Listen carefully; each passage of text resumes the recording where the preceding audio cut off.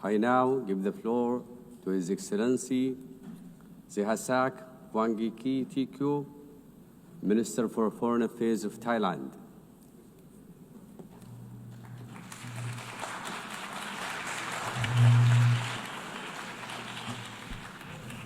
Mr. President, Excellencies, distinguished delegates, at the outset, I would like to congratulate you, Madam President, on your assumption to the presidency of the 80th session of the General Assembly. Though I assumed office only a few days ago, my government made it a priority for me to be here today because we believe this moment matters. This 80th anniversary of the United Nations comes at a time when the UN is at a crossroad, facing critical challenges. Let me begin by reaffirming Thailand's steadfast commitment to multilateralism. There is no doubt that the world still needs the UN, and the UN needs all of us. For the UN to fulfill its purpose, it must evolve with the changing times. Thailand, too, stands at an important crossroads, facing pressing challenges at home with no time to lose. Our vision reaches beyond our borders to the world at large, for we, like all nations, aspire for a peaceful, just, and inclusive world. It is in this spirit that Thailand stands ready to play a constructive role in shaping a United Nations that is truly fit for purpose, delivering peace, development, and human rights for all. Madam President, this year's general debate theme, Better Together, reminds us that the United Nations is strongest when we act together as one. First, we must unite as one community. 80 years ago, our community of nations adopted the UN Charter with hope for peace. Yet today, we face a world increasingly divided by protectionism, fragmentation, conflicts, and climate change that spares no nation. The war in Ukraine, now in its third year, continues to bring immense suffering and destruction. Likewise, the horrendous suffering in Gaza, where innocent civilians, especially children, are paying the heaviest price, weighs heavily on our collective conscience. It is a stark reminder that when peace is broken, the human cause is borne not only by nations, but by ordinary people whose lives are torn apart. As one community, every nation shares the responsibility to promote global peace and security. And this responsibility must be inclusive. Multilateralism is more effective when women participate fully, whether in peacekeeping, conflict prevention, or humanitarian response. Their voices, leadership strengthen our community and make peace more durable. I am confident that Madam President's election to lead this assembly will inspire us all to advance UN's Women Agenda with greater resolve. Thailand intends to do our part. Our peacekeepers continue to serve around the world, helping to rebuild lives torn apart by conflicts. At home, we have cleared over 99% of mine-contaminated areas under the Anti-Personnel Mine Ban Convention. This is not just about treaty obligations. It is about giving communities back safe land they can live and grow on. It is about fulfilling our duty to our people. Protecting people at home is only part of the task. We must also respond to transnational challenges like migration, driven by conflict and disasters. a shared test no nation can solve alone. This is a real task for Thailand. For over decades, we have hosted displaced persons from Myanmar. Today, we are giving them greater opportunity to work outside of their temporary shelters so they can live with dignity and contribute to society, to mark our commitment to humanitarian assistance and practical solutions. In the same spirit, Thailand is stepping up our efforts to combat transnational crime, including online scams, as their impacts ripple far and wide. Crimes without borders demands cooperation without borders. The vision of one community must begin close to home.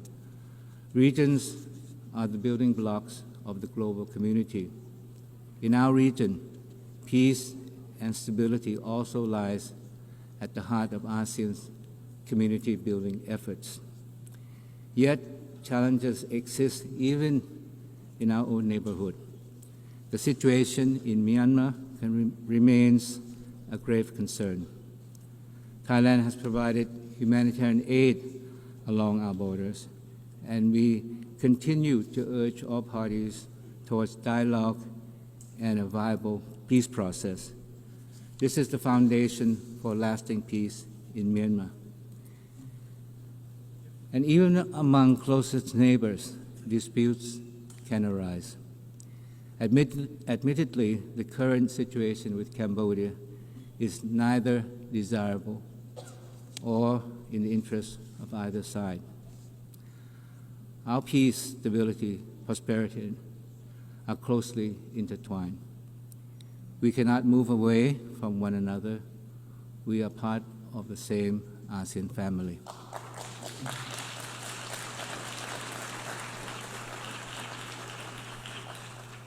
This morning, I intended to say something different and positive, reflecting hope for the future. But I had to rewrite the speech because of the most regrettable remarks by my Cambodian colleague. To my dismay, Cambodia continues to present itself as the victim. Time and time again, it has portrayed its own versions of the facts, which does not hold up to scrutiny because it is simply a distortion of the truth. We know that who are the real victims. They are Thai soldiers who have lost their legs from landmines, children whose schools were shelled, and innocent civilians who were shopping that day at the grocery store that came under attack from Cambodian rocket fire. Yesterday, I met my Cambodian colleague in the very hall of the United Nations. We talked about peace, dialogue, mutual trust, and confidence. This was emphasized later at the informal four-party consultations organized by the United States.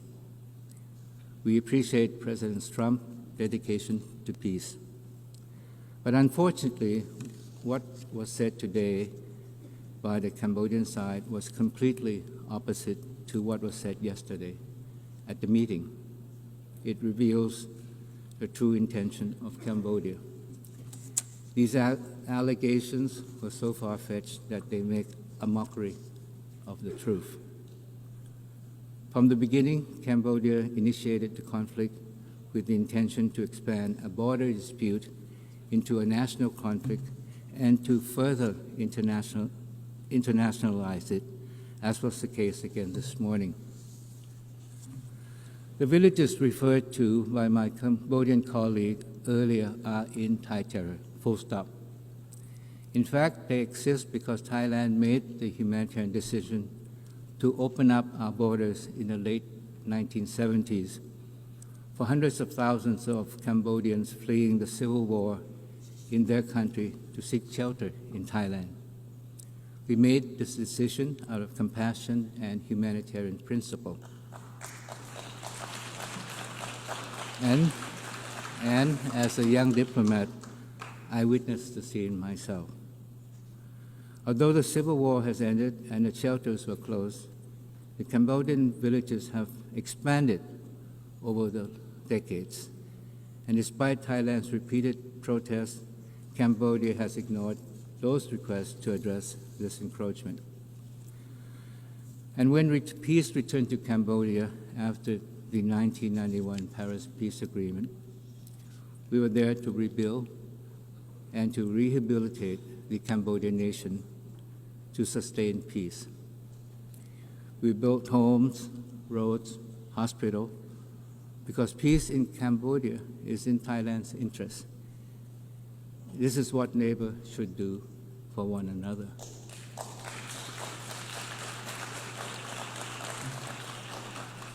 Mr. President, the ceasefire is still fragile. We must make it work. This demands commitment and sincere actions from both sides. Regrettably, Cambodia's continued provocation, including mobilization of civilians into Thai territory and recent firings toward outside, undermine peace and stability along the border. I am referring to a series of incidents since 23rd of September of Cambodia's troop firing at Thai troops stationed along the border.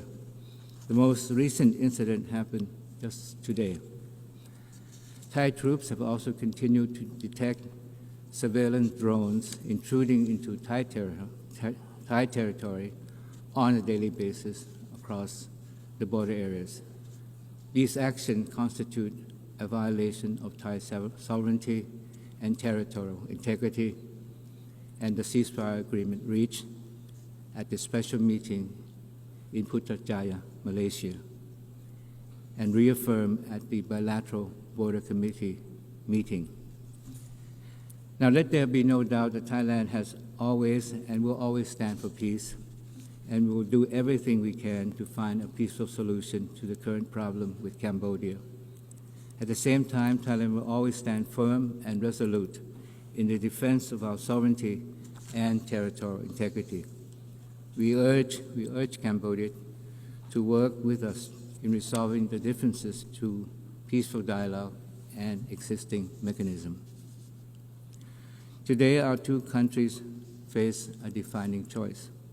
As a close neighbor and as a friend, we must ask Cambodia which path they wish to take, the path of continued confrontation or the path of peace and cooperation. Thailand chooses the path of peace because we believe that the people of both countries deserve no less. But we really question whether it is the intention of Cambodia to join us in this pursuit for peace. For Thailand, dialogue, trust, and good faith are not just words, they are the way forward. We will continue to uphold these principles in our engagement with partners in ASEAN and beyond, including major powers, in pursuit of sustainable peace and shared prosperity. To speak of one community, Mr. President, is to reaffirm that we are bound by shared principles that everyone is born free and equal in dignity and rights. As a member of the Human Rights Council for 2025-2027 and chair of the Third Committee of the General Assembly, Thailand is committed to promote and protect human rights for all. For us, it is not just about holding a seat at the table. It is about making a real difference in people's lives, the lives of those caught in conflict, those living with disabilities, and those who are often left behind. Advancing the rights of women and girls is also central to this effort. Equal participation and freedom from violence and discrimination are not just human rights, they are the foundation of just and resilient societies. Health is another fundamental right that cannot be overstated. Ensuring access to care is not only about saving lives, it is about giving every person the chance to live with dignity and security. This is why Thailand champions the right to health at home and globally. Our universal health coverage and village health volunteers put people first so that no one is left behind and every community is given the tools to thrive. Thailand is also contributing to global efforts on non-communicable diseases and pandemic preparedness, including through the WHO pandemic agreement. We do not know when the next pandemic will strike, and only by working together can we be prepared and ready. Mr. President, peace and human rights cannot stand without sustainable development. Yet today, development is under threat from rising protectionism, tariffs, and trade barriers may serve short-term interests, but they hurt us all in the long run and divide us when we need the most solidarity. Thailand believes that true prosperity is built not on walls of tariff, but on bridges of trust. Our path forward is open and fair trade, rooted in people-centered and inclusive development. But sustainable development is not just growth. It is about values and balance between progress and preservation. That is why Thailand's sufficiency economy philosophy, built on balance, resilience, moderation, has guided our development journey. It reminds us that true progress must empower people while protecting the planet.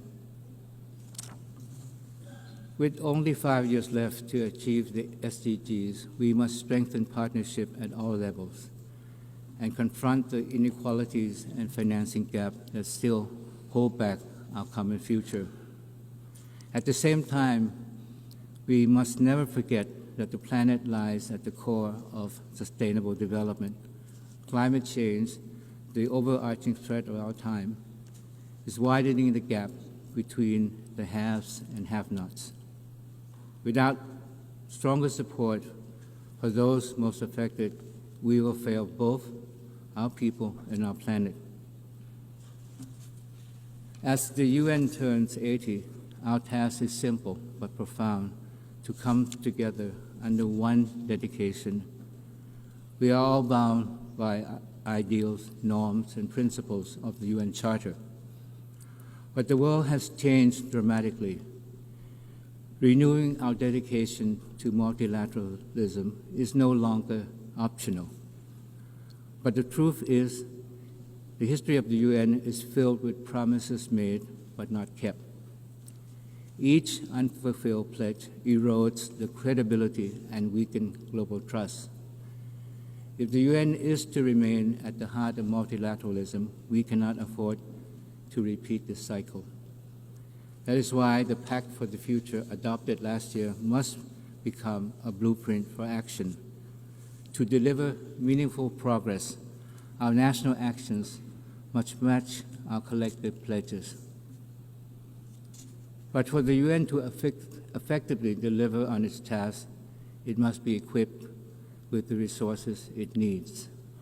We must ensure that the UN has the means to achieve the ends it has been mandated to undertake, so that the UN can remain a driving force for peace and development.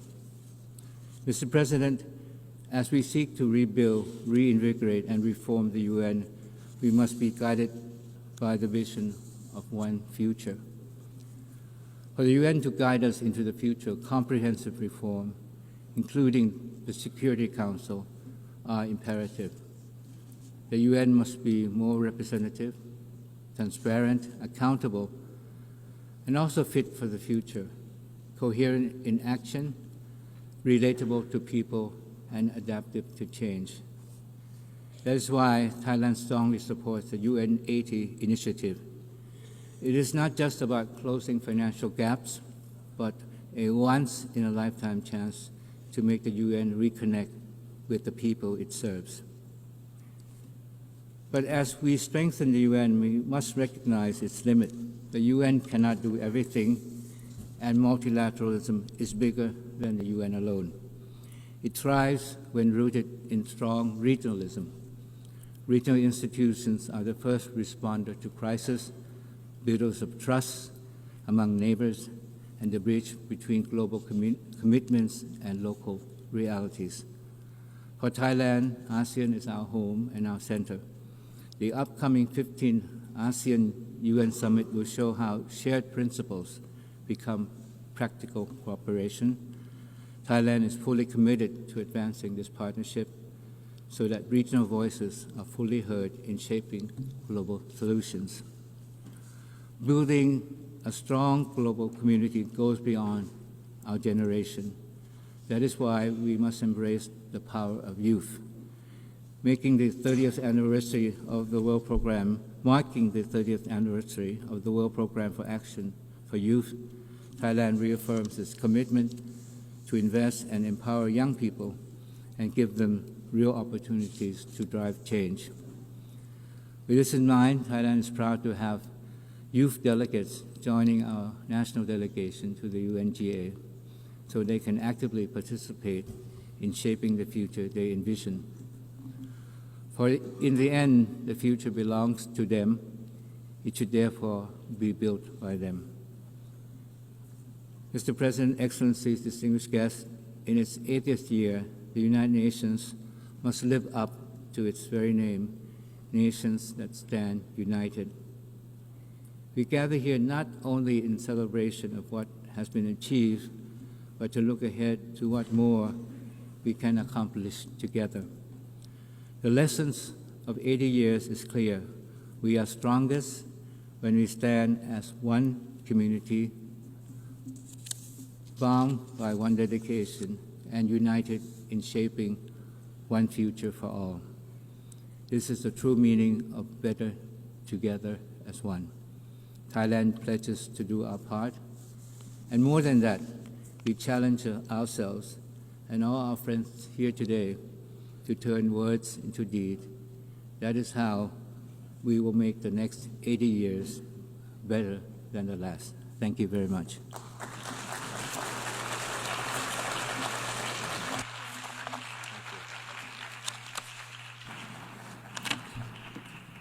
أشكر معالي وزير. I thank His Excellency Foreign Minister of Thailand. We have thus heard the last speaker during